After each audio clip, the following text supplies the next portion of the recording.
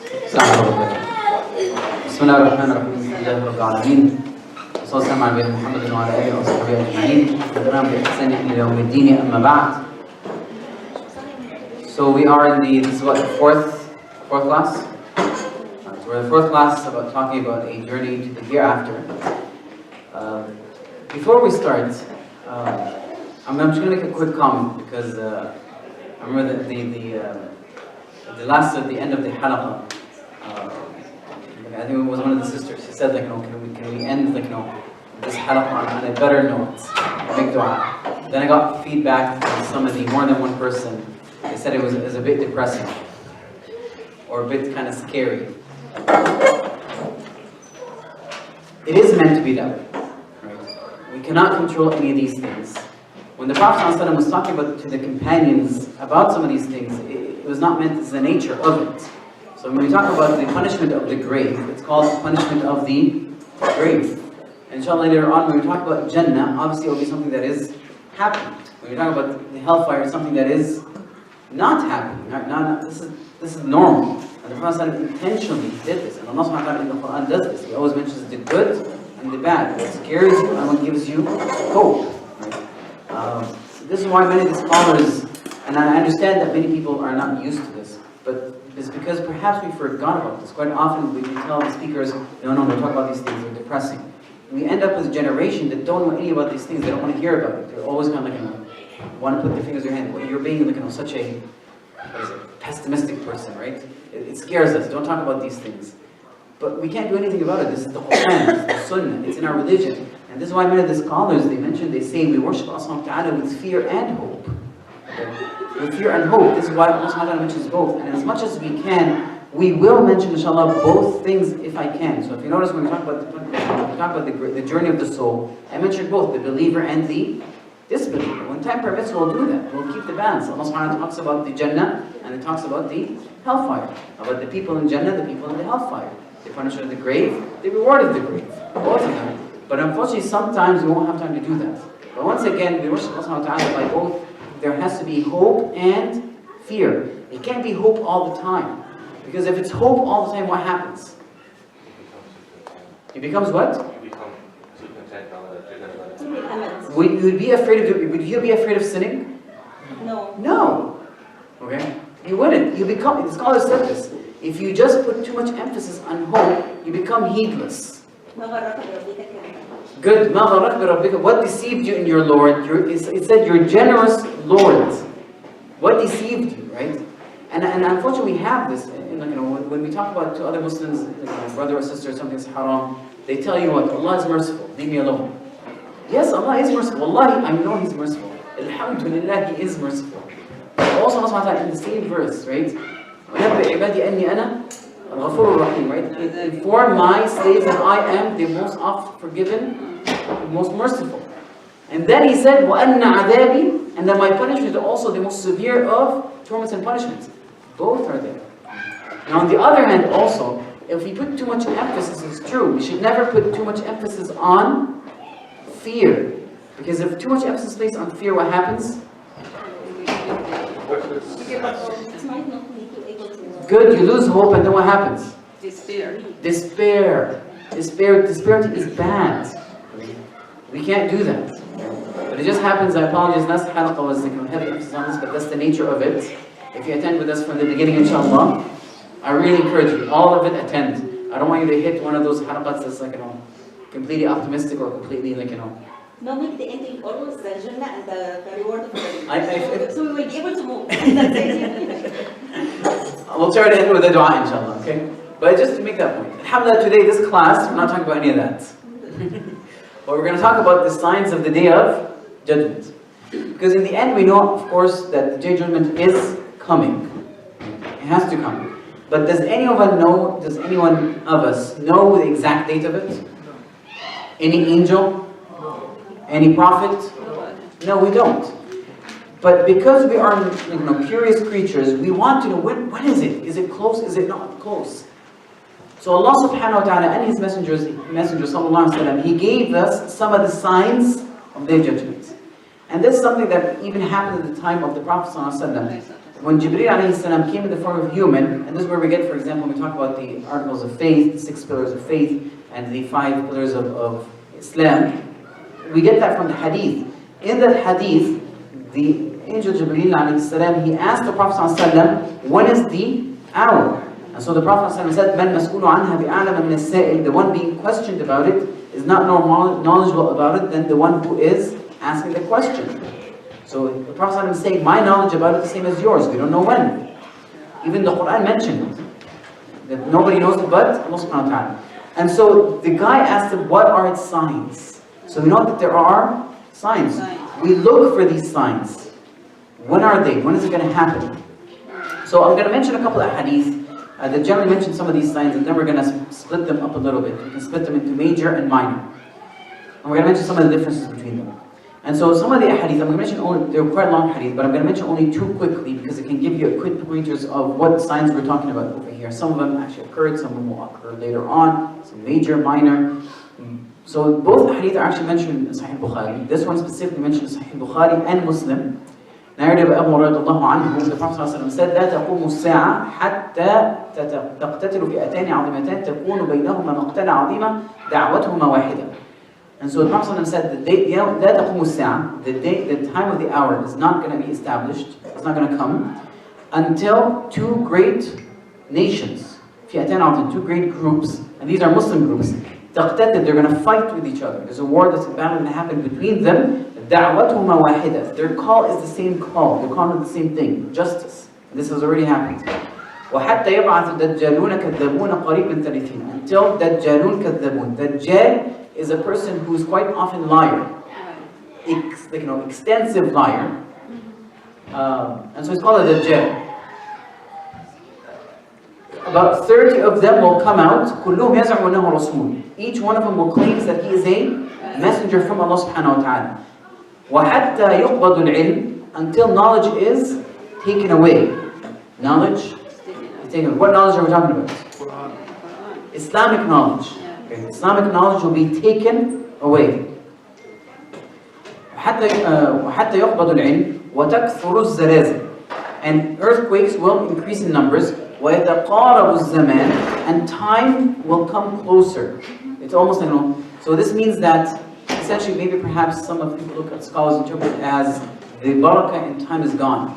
And so a month will feel like a week will feel like a day. A day feels like an hour. What did I do all day, right? We have it now. We do feel that sometimes.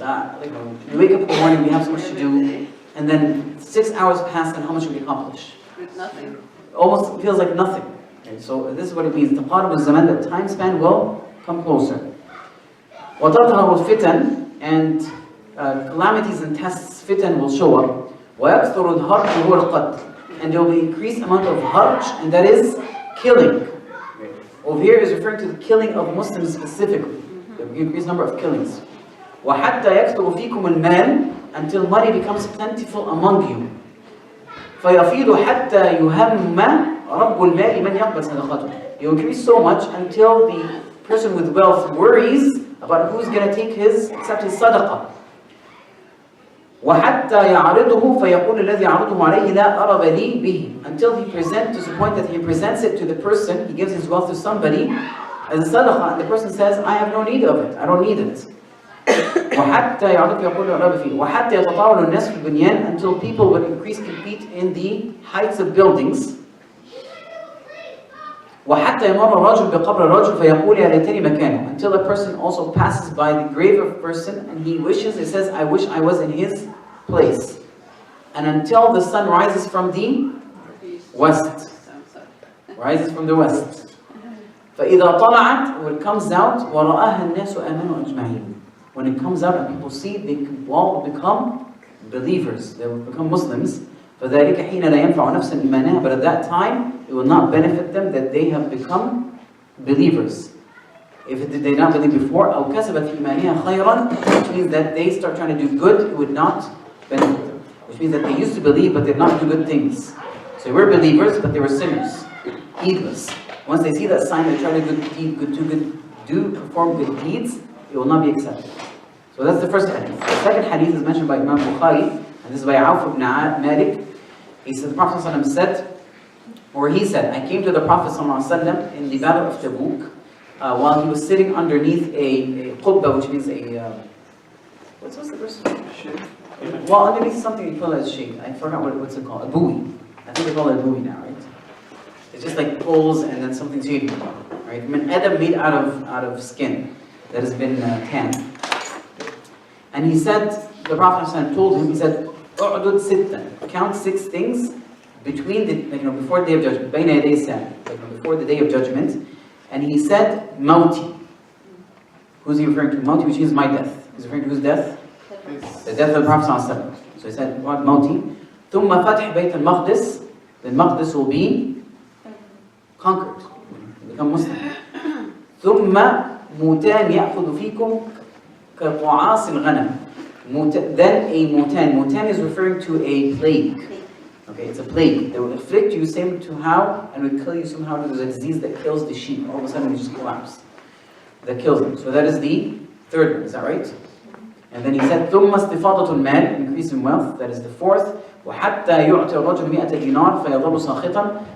There will be a lot of money, inflation in prices, or perhaps a lot of money, to the point that when you give a needy a 100 dinar, 100 dinar, he's still unpleased. He wants more.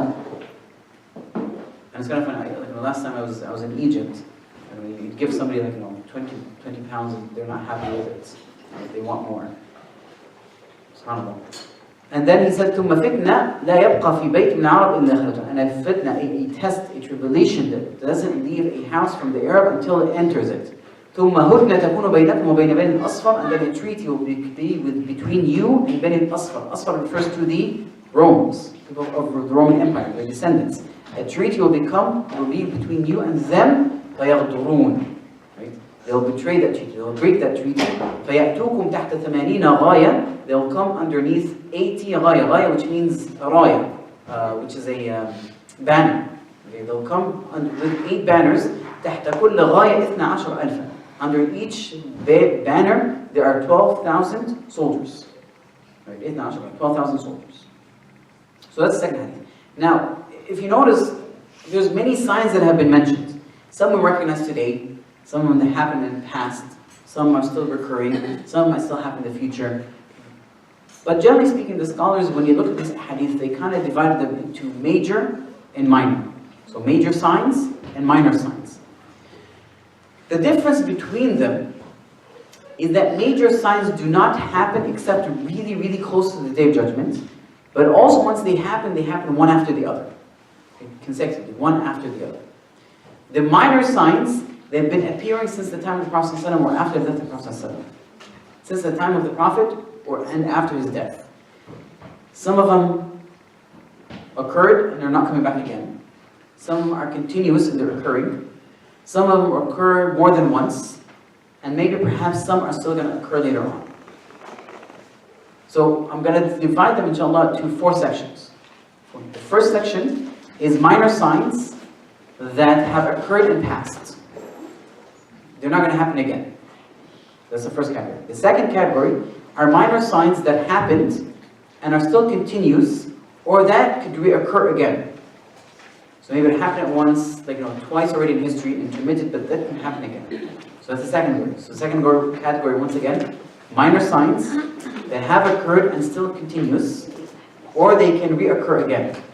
The third one are minor signs that did not occur yet.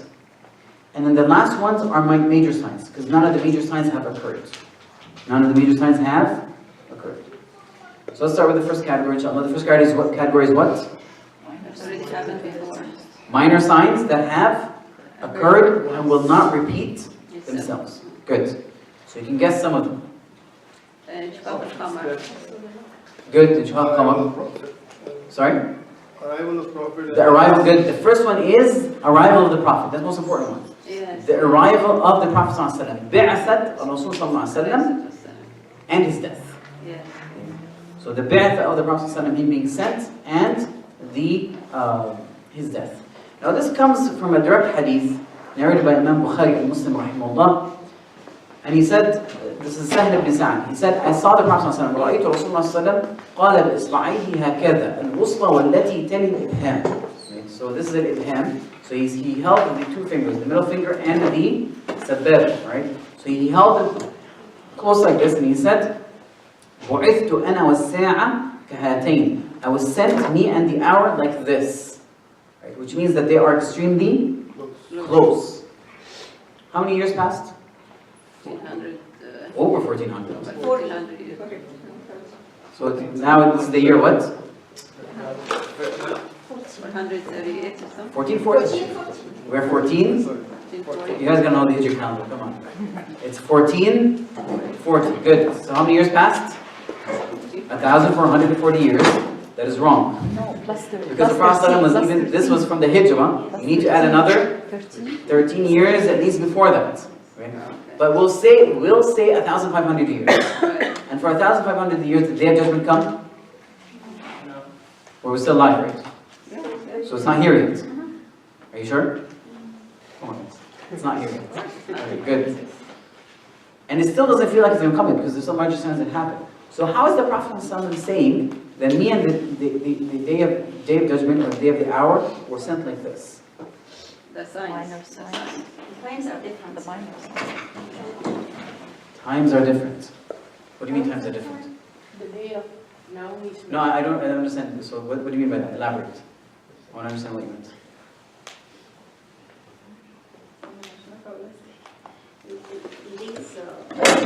In the scale of the Allah subhanahu wa ta'ala or in the day of judgment is different than our scales. So you're talking Our about, day is okay, not the so same the as the relativity day. of time between Exactly. Allah subhanahu wa ta'ala and our time. Yes. That could be an interpretation. Perhaps Allah. But let me put it this way. If you think about the grand scheme of how much time has passed since the creation of the world until this day, how much time has passed?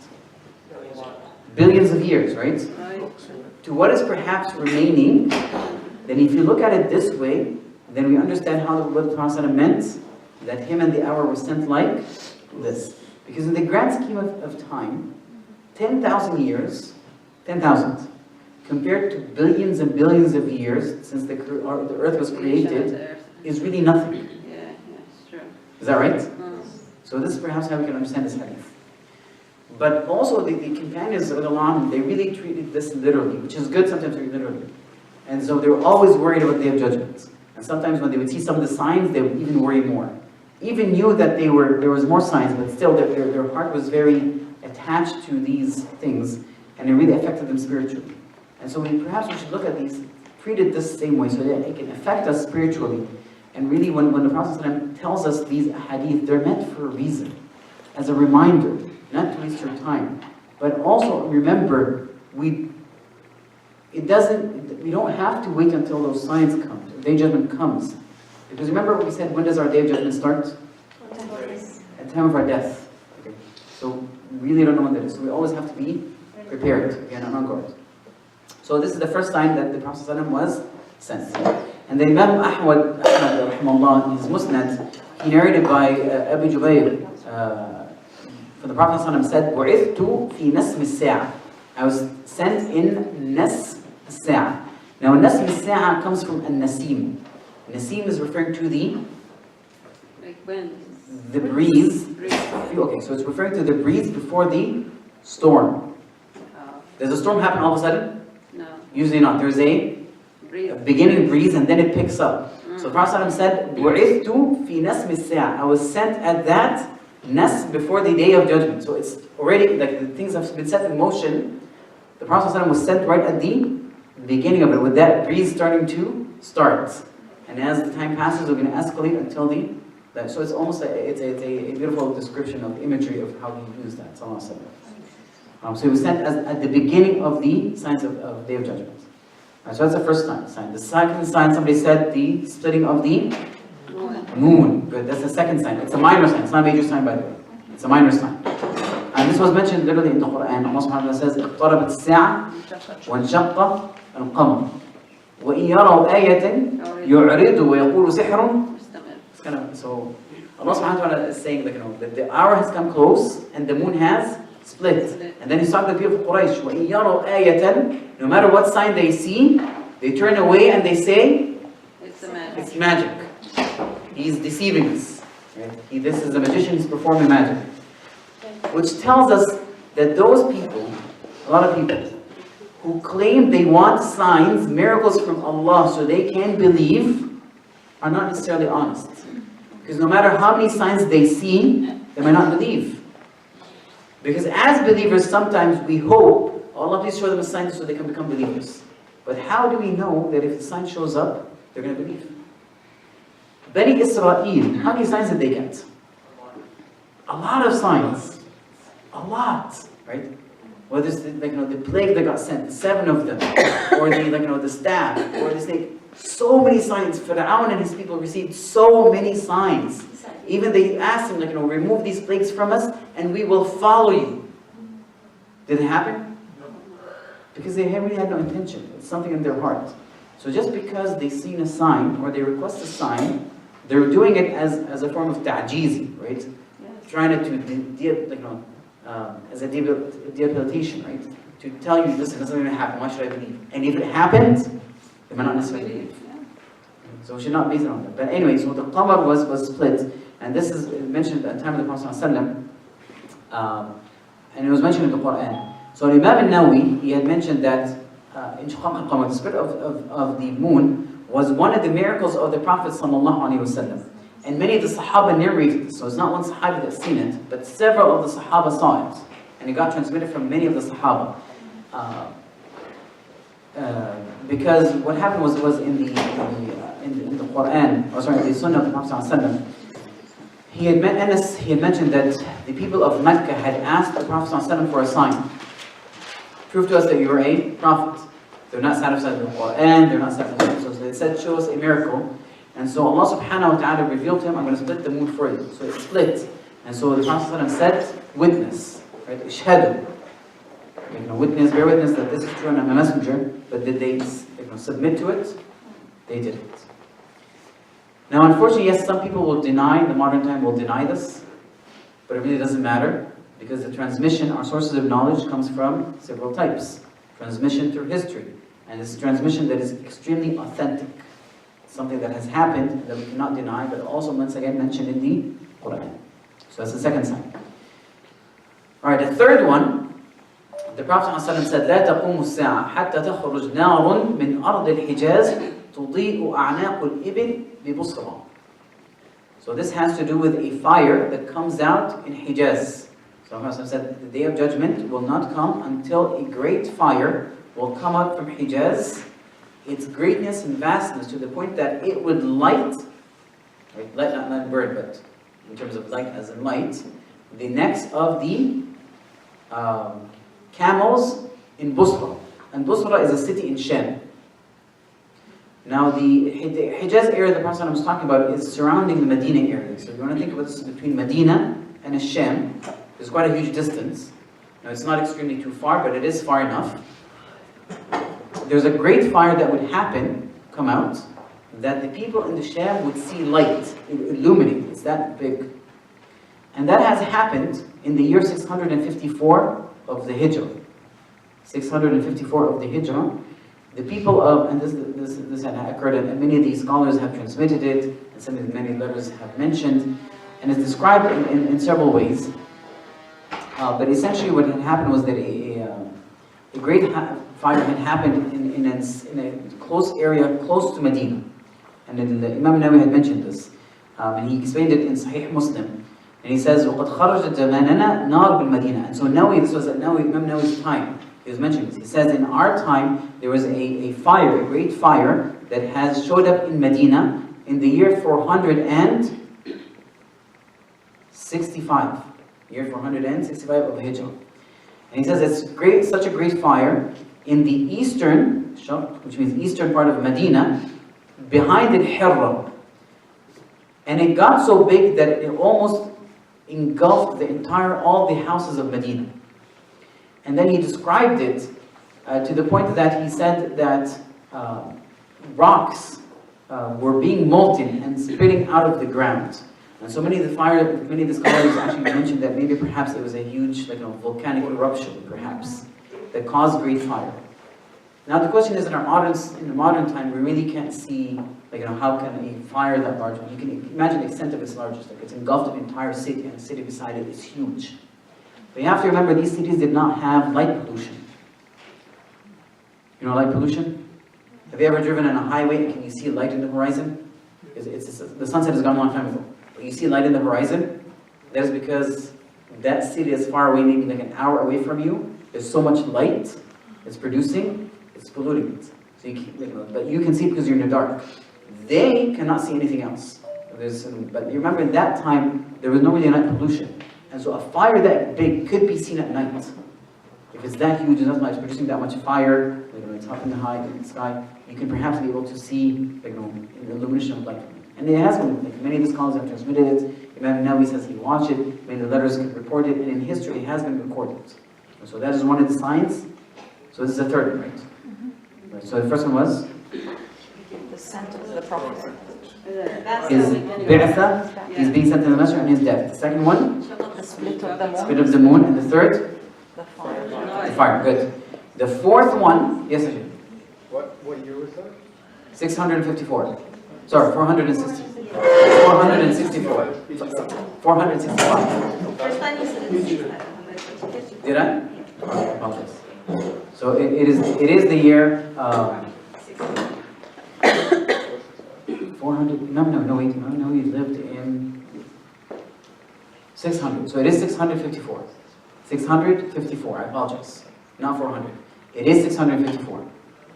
Okay? 654. Alright, so after that, the fourth one, right? The fourth one is that the jizya and kharaj will be stopped. Jizya and kharaj. So we have to explain what jizya is. What is jizya? It's, the money that you take from the non-Muslims. Okay. It's a form of tax, you're right.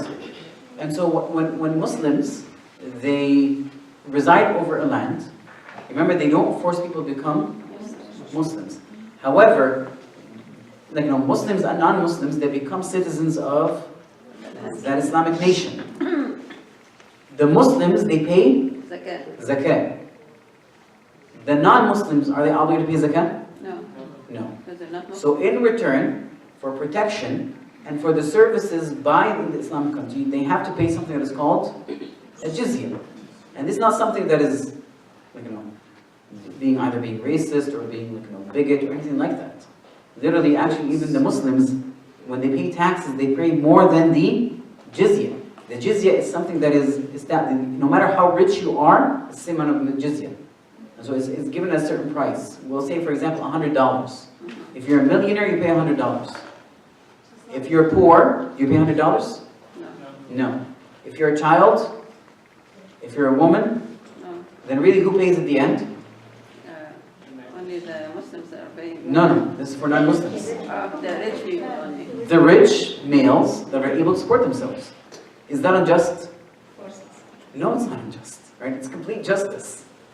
So this is the jizya. So the Prophet ﷺ said, it will come a day that the jizya will not be paid. Yes? Should I wait till the end? I have a question on jizya. Well, okay, go ahead.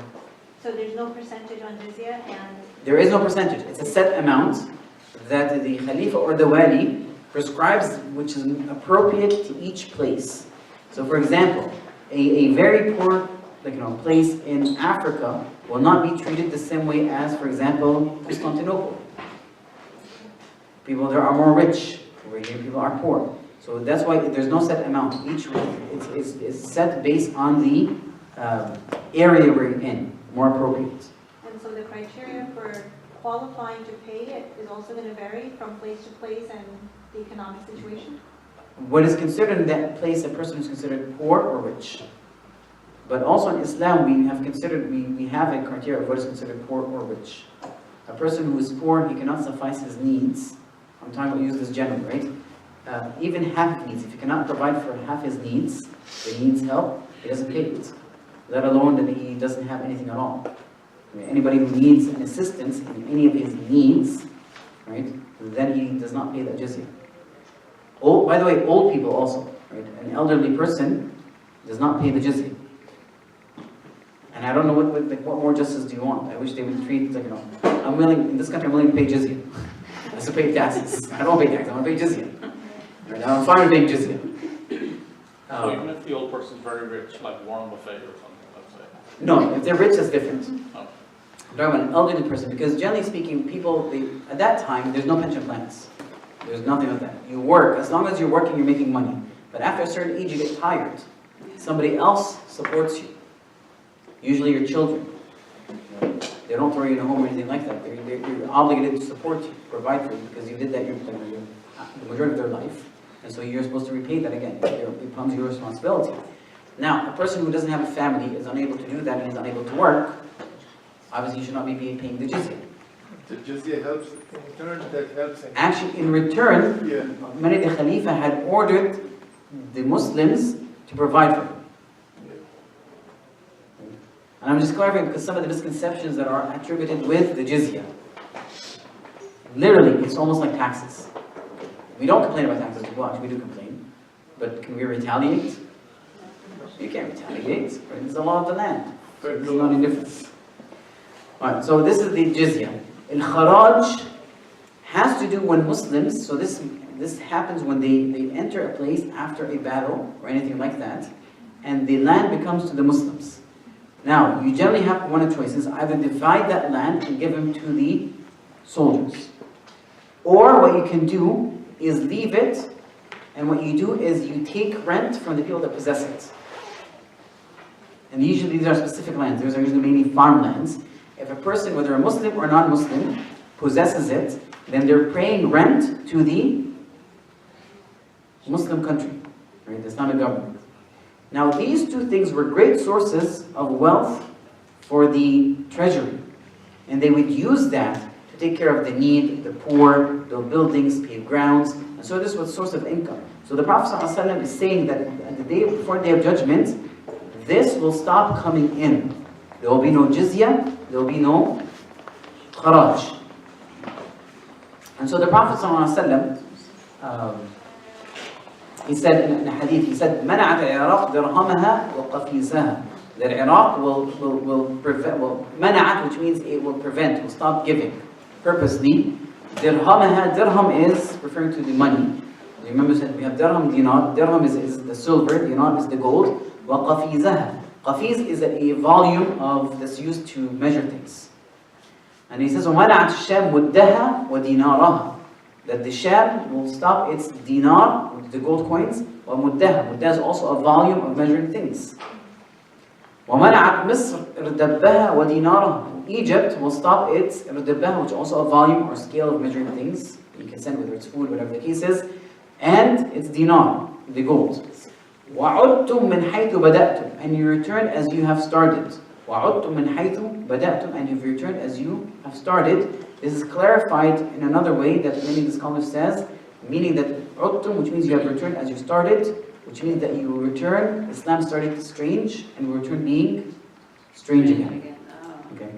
Islam started strange and will return become being strange again. And so many of these scholars pointed out that perhaps this indicates that Day of Judgment, this indicates that the Muslim as a population will become weakened. Okay. Will become weakened. It's unable to enforce getting the jizya and kharaj. They're unable to do that. And perhaps it's like, become the enemies, right? The ones who actively are fighting the Muslims become more powerful. So they have strength that they say, no, we're not going to give you anything. So that's an indication. Also, this is a prophecy from the Prophet ﷺ. Now nowadays, right, even though there's many Muslim countries, right, who's controlling zakat, who's controlling the kharaj, because they're also split among themselves, there's no any of that. The Khilafah has collapsed. Ever since the Khilafah has collapsed, none of this is happening. Right? Until the Khilafah before the Khilafah collapsed, the Ottoman Khilafah, and this was really one of the targets of the enemies of Islam, the ones who were actively fighting Islam. One of their points is they realize how united they are, and how the Khilafah is uniting all the Muslims to be one whole country, and so the wealth spreads, everything that spreads. They decided that, okay, the best thing to do is to break them up into groups, and give each one a country, and assign a leader to it. And so each one will be possessive of their territory. Right. and feuding against one another and not united. Right, so this is one of the calamities that befell us, the collapse of the Khilafah. Right, so that has to do with the Kharaj and the Jizya. Alright, now I'm going to move to the signs, the minor signs that have occurred and they're continuous, or they have occurred once and can reoccur again. So the first one is Al-Futuhat wal-Hurub, battles and conquests. Battles and conquests. And so the Prophet ﷺ would use to inform or give prophecies to the Muslims about some of the conquests that the Muslims would have and how Islam would spread far and wide. Sorry? Essentially. But this did not have to do with the Muslims. These were non-Muslims. This was between the Persians and the Romans at that time, and then the Romans will defeat the Persians. So this has nothing to do with Islam. But we're talking about Islam actually spreading.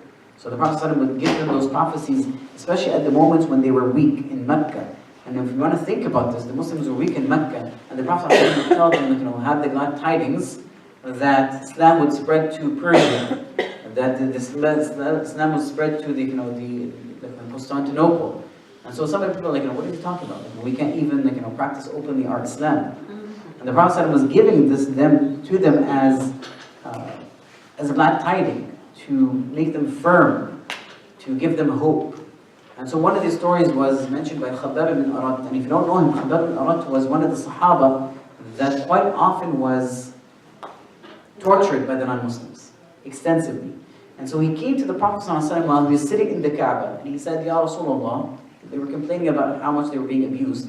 And they came to the Prophet ﷺ when he was sitting there, lying down, and he said, Ala tastansir lana, don't you ask Allah subhanahu wa ta'ala to give us victory? And so the Prophet ﷺ sat up. Okay. And he said, there used to be from the nations, men from the nations before you, which means from the previous nations, they became Muslim with their prophets. And so there are people, what they would do, they would say, we follow this prophet, so they would dig for him a hole in the ground, and they would put him in the hole, and then they would come with a saw, and they would split him in half, literally. And that would not deter him from his religion. The purpose of the Prophet ﷺ, he wanted to mention is telling them, listen, others have suffered more than you. Okay? Be patient. You're not the one suffering. This is the sunnah. So be patient with it, but also have glad tidings, because he would tell them, he said, Wallahi, that Allah would establish this matter, which means Islam. He would establish until the person writing a mount would write from Sana'a, which is in Yemen, ila Hadramaut. Another place goes a far distance. La yakhafu illa Allah, he would not be afraid of except Allah and the wolf on his flock of sheep. However, you are hasty. So the Prophet ﷺ over here is telling them that you'll be able to walk in safety in land. Now you have to remember, they were only in Mecca. At that time in the Arabian Peninsula, the law of the land was almost like jungle law. The superior defeats the weak, right? The powerful overcomes the weak. There was battles, there was all these things. Nobody was able to travel safely. But the Prophet ﷺ was saying that Allah established this thing until you're able to walk from Sana'a to Hadramaut. A long distance, you're going to walk safely, which means Islam will spread that far. And so this is one of the glad tidings. Also the Prophet ﷺ, he had mentioned, he said, تَغْزُونَ جَزِيرَةَ الْعَرَبِ, you will conquer the Arabian Peninsula. ثُمَّ فَارِس, and then it will be Faris, Persia. ثُمَّ تَغْزُونَ الْرُوم, then you go to Rome. فَفَتَحَهَا اللَّهُ ثُمَّ تَغْزُونَ الدَّجَّالِ فَيَفْتَحُ اللَّهُ, and then you also conquer the Dajjal. Now this is not going to happen at once. There will be periods of strength and periods of weaknesses. Okay?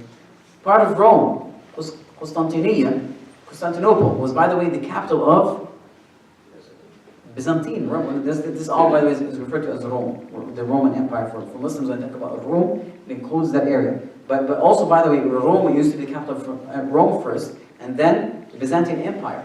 That was their capital. Now, Constantinople, where is it today? Turkey. It's in Turkey, right? Andalus, Spain, right? That was in the European Peninsula. So we did, there were periods of time we did go that far. Now the Prophet ﷺ, as also mentioned in a hadith in Sahih Muslim, Thawban, he said, the Prophet ﷺ said, إِنَّ اللَّهَ زَوَلِ الْأَرْضِ, that Allah subhanahu wa ta'ala had gathered the earth for me. So he allowed the Prophet ﷺ to see the earth, zawaha, which means he had shown me. فَرَأَيْتُ مَشَارِقَهَا وَمَغَارِبَهَا, I saw its east and its west. And then he said, وَإِنَّ أُمَّتِ سَيَبْلُغُ مُلْكَهَا مَا زَوَلِي مِنْهَا, my kingdomship of my ummah will spread to what he has shown me. Right? Which means from the east and the west. وَأُعْطِيتُ الْكَنْزَيْنَ الْأَحْمَرُ وَالْأَبْيَض, I was given the two treasures, the gold and the silver. Now if you notice, this actually was given to the Prophet ﷺ. Where did Islam spread? Did it spread north and south? East and west. Right? It did not really spread north or south. It's more basically spread east, like throughout that line, east and the west. So this is what Allah subhanahu wa ta'ala has shown him.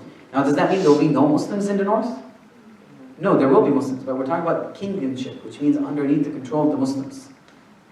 He spread east and west, but not north and south. It does not mean that there will be no Muslim individuals in the north and south. There will be.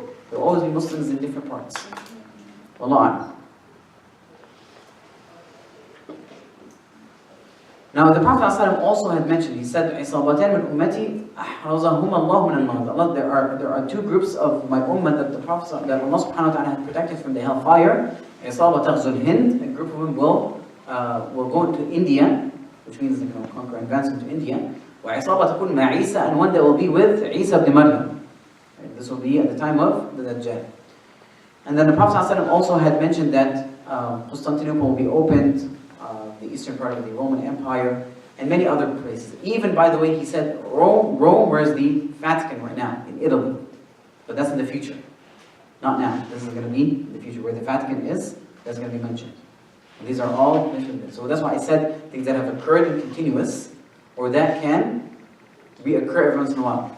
So, Andalus, we had it, it's gone. It will come back again. Right? Things that have happened, it might happen later on. And even the Prophet ﷺ was asked which one will be conquered first, Constantinople or Rome. He said Constantinople, and then the Rome will follow later on. And so, if you look through history, Persia, there's Muslims now, right? Rome, part of it. So, Qisra, like the Byzantine area, which is now Istanbul. Muslims have went into India, Constantinople, and many other places. Bayt al-Maqdis, al-Khattab, and so forth. And even the Prophet ﷺ, he said, we're going to fight a Turk. I know, people here get confused. What is a Turk? Yeah. It's not referring to Turkey, by the way. Yeah. No? No. Sorry? Yeah. Turkish. No. A Turk comes, they were named because it comes from Tarka. And so the Prophet ﷺ described them as they would wear furry shoes, sandals, wide round faces. Their noses are kind of squished inwards, so they're not so squished inwards. So this is describing the Tatar, the Mongols, right? And then the Tatar occupied, they fought the Muslims. They fought, right? And then now many of the Mongol countries are what? Muslim countries. So this is what it's referring to. And so he said, you're not gonna, the day of judgment is not gonna happen until you fight the Turk. So that's what it's referring to. It's not referring to Turkey. Okay, so the second one that has occurred, but will also occur again later on, is that coming out of the Dajjalin, the liars who claim to be what? Ahmed. What are they claiming to be? They're claiming to be what? Dajjalin, they're claiming to be prophets. Excellent, good job. But anyway, so the Prophet ﷺ said how many? They're going to be 30 or 29. And in another, he said 30, and then in another narration he specified 27, but you have to remember the hadith said close to 30. And so they're going to be claiming to be prophets. And so this is in Sahih Muslim, the Prophet ﷺ said, لا تقوم الساعة, the day of judgment will not come until Allah subhanahu wa ta'ala will send دجالون كذابون قريب من 30 كل يزعم أنه رسول. So they are liars, Dajjalin, often liars. Close to 30, they'll be claiming messengers. Now, some of them happened at the time of the Prophet ﷺ. Is that right? Yes, yes. Even at the time of the companions. So Yeah. Hudayfa. Sorry? Oh, by the way, sometimes even another hadith specified, by the way. One of the hadith Prophet said, "Ummati kadhabun," in my ummah there are liars. Dajjaluna 27. Dajjalun, which means they're liars, there's 27 of them. Minhum arba'a niswa. Among them are 4 women. 4 women will be claiming prophethood. And then Prophet said, وَإِنِّي خَاتِمُ النَّبِيِّينَ, and I am the seal of the prophets. لَا نَبِيَّ بَعْدِي, there's no messenger after me. From those, some of them have come out already. Now, by the way, when we say they are Dajjaleen, they're claiming prophethood, it means that the ones that actually have influence, that have followers. Yeah. They actually have, the ones that were believed, and they cause the fitna and have followers. So, some happened in the time of Prophet ﷺ, some at the companions. So at the time of Prophet, we know of one at least. There's 2 of them. One of them is who? Musaylam al-Kadhab. And the other one is? Al-Aswad al-Ansi. And there's a female. Yeah, I think there was a female at that time. Sajah. Right? Sajah al-Kahina. Al-Kahina, which means the fortune teller. Okay? Sajah, the fortune teller. And then the time of the Tabi'een, Al-Mukhtar al-Thaqafi, right, came out. But even recently, there was a guy in Sudan who claimed prophethood, and people followed him. The last one who's going to claim prophethood is who? The Dajjal. Right, the Dajjal before he died. But he's not just going to claim prophethood, he's going to go further, he's going to claim to be a God. God. Right, but he's going to claim to be the prophet. So that is the last one. But Isa, this is going to happen at the time of Isa. So this had to happen, it occurred. It can happen again, but it will definitely happen in the future. Allah. Sorry? I thought all of them came. No, they don't all come yet. A lot of them. By the way, it's kind of interesting. One of them, by the way, what year was it? There was some. Almost like more than 100 years ago. A person by the name of Hussein Mirza. People from India, Pakistan should know that name. Yeah. Hussein Mirza. It's a big following. He has a big following. What are they called? Ahmadi. No, Baha'is. Yes. Ahmadis are a different group. Yes, Right? that's right. Those are Baha'iyya, right? So his name is Mirza, Hussein al-Mirza, Hussein ibn Ali Mirza. And he showed up from Iran, but he has a heavy influence also in some of the other places. Even, by the way, in the West, I've met people who are interesting. They said, we're Muslims. And I said, well, okay. They said, we don't pray like you. I'm like, what do you mean? It's like, we're Baha'i. And these are, European and American born and raised people. They become Baha'is. And so he's called Baha'ullah, right? And then their followers are called Baha'iyya. So that's one of them. Ahmadiyyas are a different type. So there are still, yes, some of them are still coming out. And they have large followers. And they all claim to be prophets. Yes? What was it called? Who? Not the Ahmadi, the other one? Baha'is. They have a big temple in Chicago. But Yes. And I think they have one here in New Jersey too, by the way. that's the headquarters. The headquarters in Chicago? I didn't know that. Alright. How about the black Muslims when they started with this guy, Muhammad something, and they were following after him the same thing, they were having followers. There's a bit of issues there because they also split. Yeah, But now they don't. That group doesn't believe that. No, I understand, but before, Before, yeah, there was a bit of issues. Yeah. But they also had more issues Right. because they believe that. Let's not talk about that. Yeah, let's not talk about that. He was talking Sorry? about that he is his I know. messenger also. Yeah, but that completely changed now. Sorry? I think they had Ramadan in December or something. I don't know when they had them all on next year. Really, that's. I wouldn't be surprised. They want to have it in Christmas. Alright, now, how many did you mention so far? 2, right? What are they? What do you mean? No, we said minor signs Oh. that are, That's have come, happened before. happened before, but could reoccur again. Yes. So how many did you mention? 2, right? The first one was The wars and the Futuhat. wars and battles, conquests, and the second? Prophets, the prophets. Good. People claim false prophets. The third one is fitan. The spread of fitan, tribulations and tests. Now this is something that is, the Prophet ﷺ had mentioned in a hadith by Imam Anas ibn Malik, by the Sahabi Anas ibn Malik, rahimahullah. The Prophet said, يَكُونُ بَيْنَ يَدَيْ السَّاعَةِ فِتَن. Right? There will be fitan, tribulations and tests. كَقِطَعِ اللَّيْلِ الْمُظْلِمِ. They're so immense and so severe, they are like قِطَعِ اللَّيْلِ الْمُظْلِمِ, like sections of the dark night. يُصْبِحُ الرَّجُلُ مُؤْمِنًا وَيُمْسِي كَافِرًا. They're so damaging that the man or the person would wake up as a Muslim and go to the evening as a kafir. وَيُمْسِي مُؤْمِنًا, he sleep at night as a mu'min and wake up as a kafir. يَبِيعُ أَقْوَامٌ دِينَهُمْ بِعَرَضٍ مِنَ الدُّنْيا. Some people will sell their religion for life. عرض من الدنيا. عرض, which means Yeah. materials from the world, for worldly gains. They will sell their faith. So these are some of the fitans. May Allah subhanahu wa ta'ala protect us from them. This is where the hadith of Abu Hurairah, he talks, is like, that these, they even get worse by the way. Prophet ﷺ said that each time that passes, this time starting from the time of each generation, we think that this is bad for us. Okay?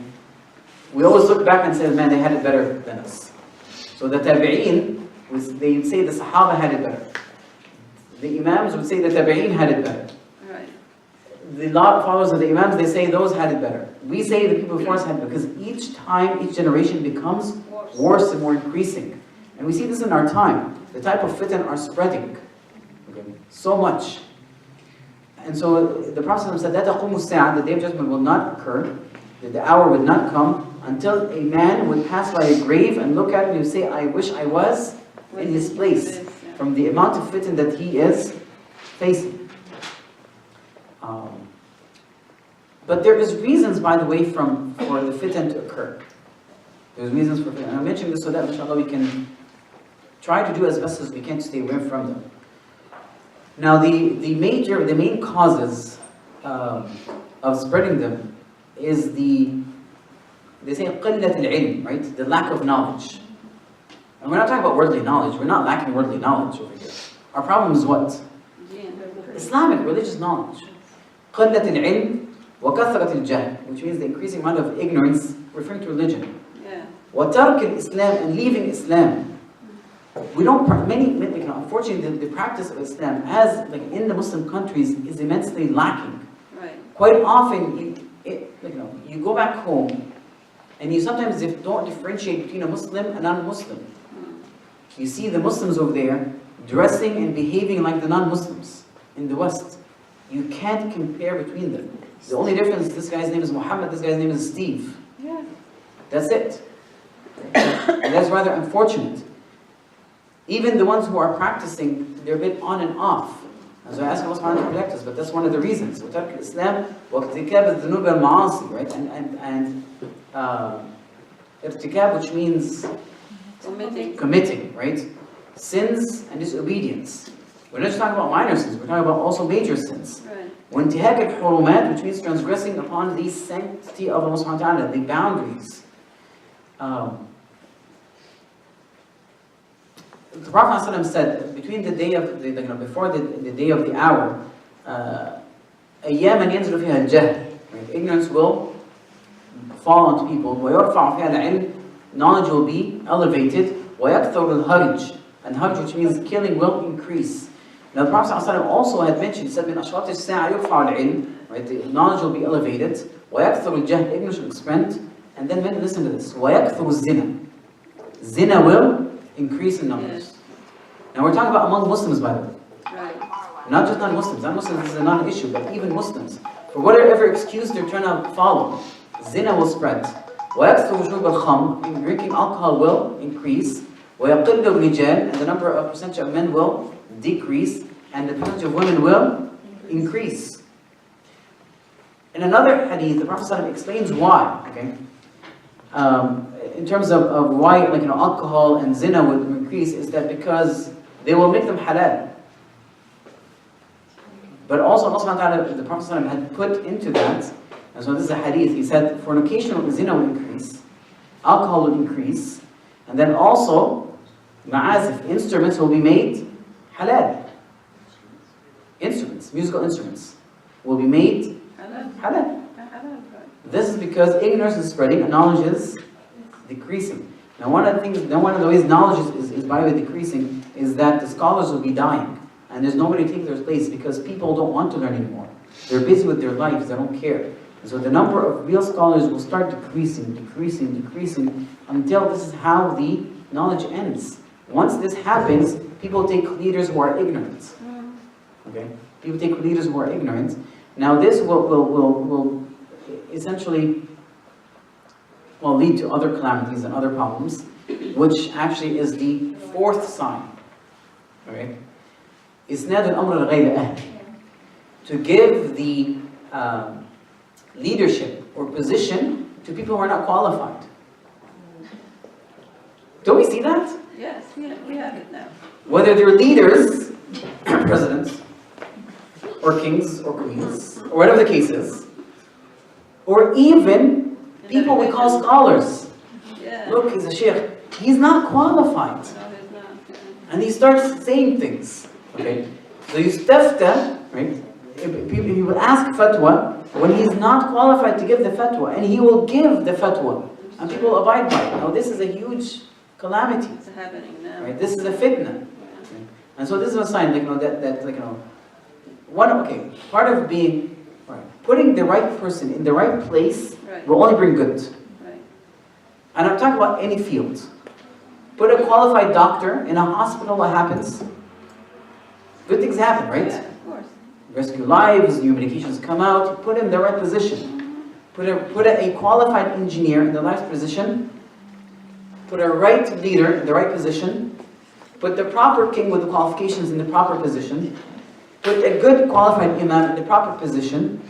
Right? We see that. Yeah. Now, if you're going to reverse that, what's going to happen? Opposite. The opposite. Ruin, because they don't know what they're doing. And they're not going to admit it. Are they going to admit it? No, they're not going to admit it. They're not going to, we don't know what we're doing. But they're going to be actually judging and ruling by their own whims and desires. Right. So this is what controls them. Their whims and desires. Protection of their wealth, their honor, their reputation. Yeah. And this is how it happens. Worldly matters. So the Prophet ﷺ said, one of the Arabi came and asked the Prophet ﷺ, Mata as-sa'a? And we mentioned this hadith. So he heard something, so he was asked.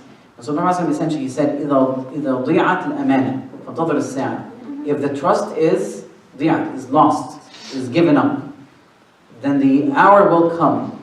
And so he asked, how would we lose the trust? So the Prophet ﷺ said, وَزْدُ الْأَمْرِ إِلَى غَيْرِ أَهْلِ. To give the trust or the matter to who's not qualified. It's not for them, they shouldn't be running. Then the day of judgment will occur. And then it's close essentially. Alright, the last, well I shouldn't say the last one. So one of these, so this is the fifth one, right? What time is it? Oh, it's 2:30. Fourth, this is the fourth one? Fifth one. Fifth one, no, this is the fifth one. Because we moved from lack of knowledge, spread of ignorance, to the giving people, putting people in position they're not qualified for. That was the fourth. Regarding the qualification of the people who are being asked and giving fatwa, it's not the certificate, the qualification is different. No. Yeah, because so You can have a PhD in a field, yeah, I mean, and you're still not qualified. those are graduates. This is a problem you have to be aware of.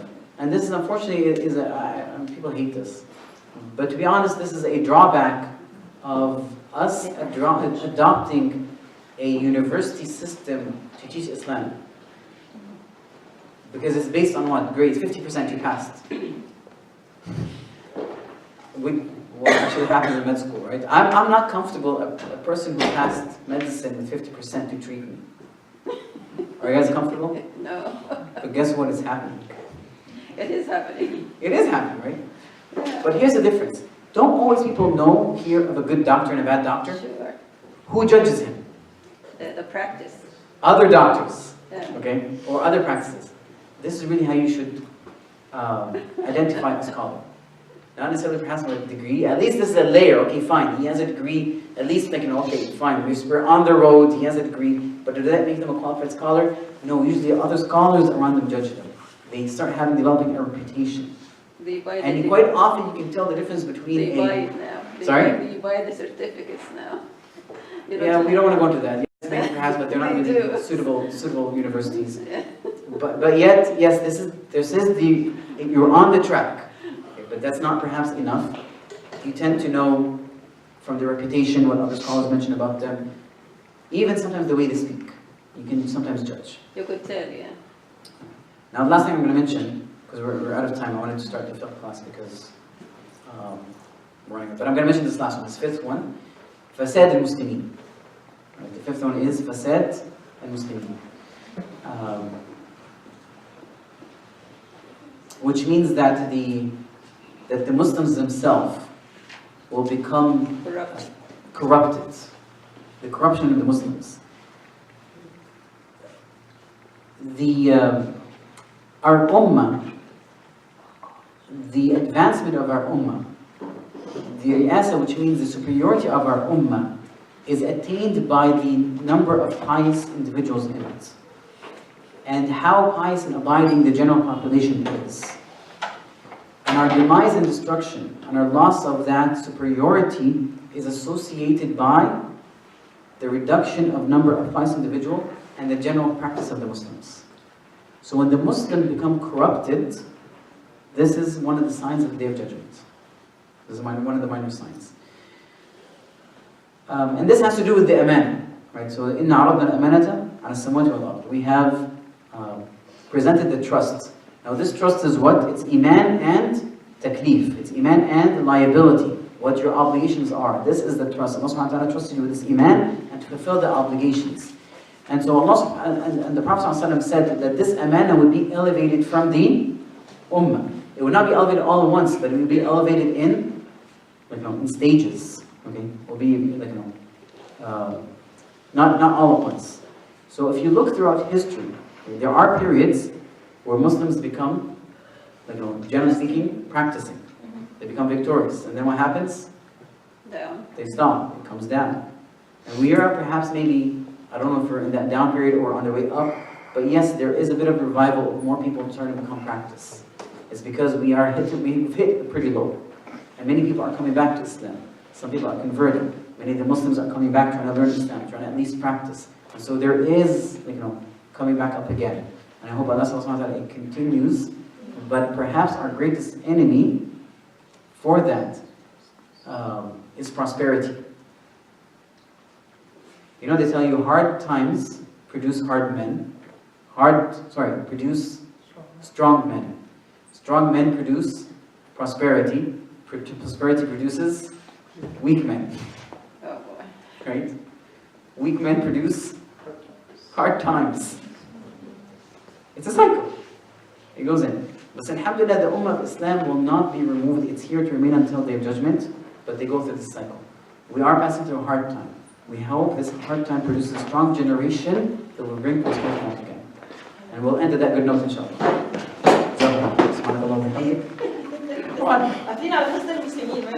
This is a good note. Stop here, inshallah.